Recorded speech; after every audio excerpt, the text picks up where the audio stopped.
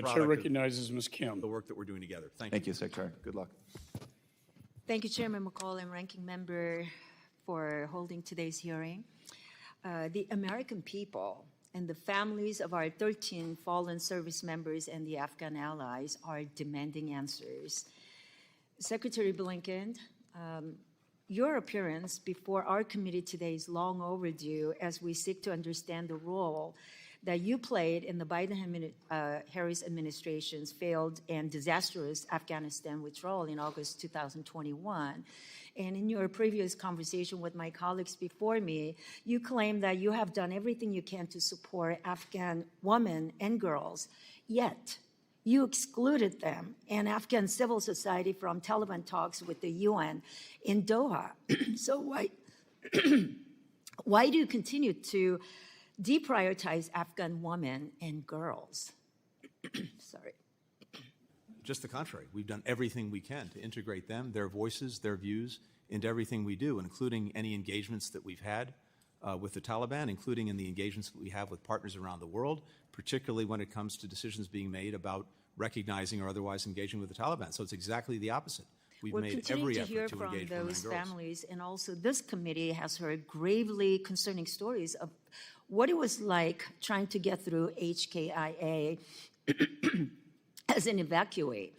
Your own personnel testified that there was little to no guidance from you on who qualified to be evacuated from Afghanistan. So based on documents we received and witnesses we interviewed, at no point did you identify who the U.S. would be responsible for getting out during the non-combat evacuation operations. So did you ever determine which populations were eligible to be evacuated? Yes, absolutely, and that was very clear. There were Who were they then? Very discrete populations: American citizens, legal permanent residents, and Afghan allies and partners, particularly those who had stood with us. How did your department determine which populations were eligible for evacuation? Who was responsible for making those decisions? These are determinations that are made by the administration, by the State Department, and when it comes to Afghans at risk, there were many Afghans at risk that we were seeking to get out. And because this was such a dynamic situation with conditions changing by the hour, at different moments during the evacuation, we had greater access to certain parts of that population than others. So we focused where we could. What documents did those evacuees have to provide to prove their eligibility?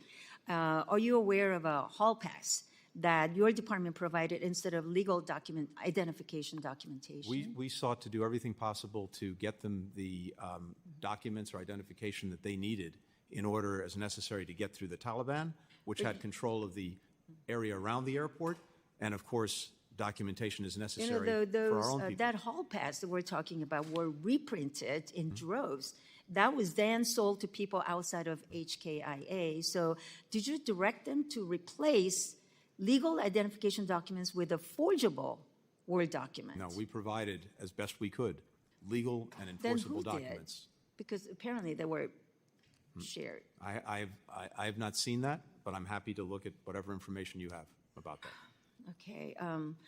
During the evacuation, over 80 Afghans who risked their lives to work with the United States government contacted my office for assistance.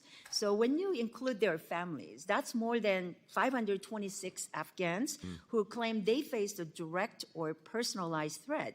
But despite the referral to SIV program, my office is only aware of only like 80 applicants who are able to complete the requirements and file. And of those 3, none have been approved and are still awaiting processing. Hearing from those Afghans, the SIV verification process has been difficult and tedious. And according to your deputy, one of the biggest obstacles to the verification process came from SIV applicants who have been employed by the DoD contractors, and that was well documented. Yet, you did not ask the DoD for support until the end of July 2021. So why'd you wait until just weeks before the Afghanistan withdrawal to fix that obvious issue? No.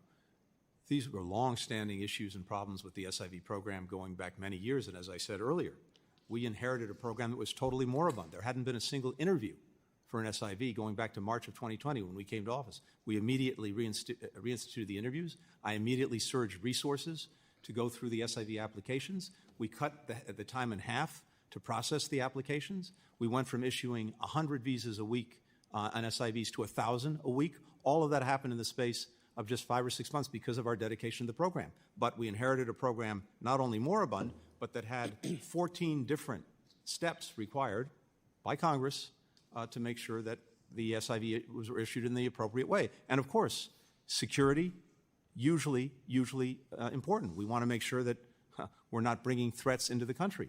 That's important. Being able to document effectively, yes, that they had been working with us. And the challenge, as you rightly point out, was that because it was with DOD, it was contractors, many of whom were out of business. I agree this is a very important issue we that we'd like to follow up with you, Mr. Secretary. Chair recognizes Ms. Madeline Dean.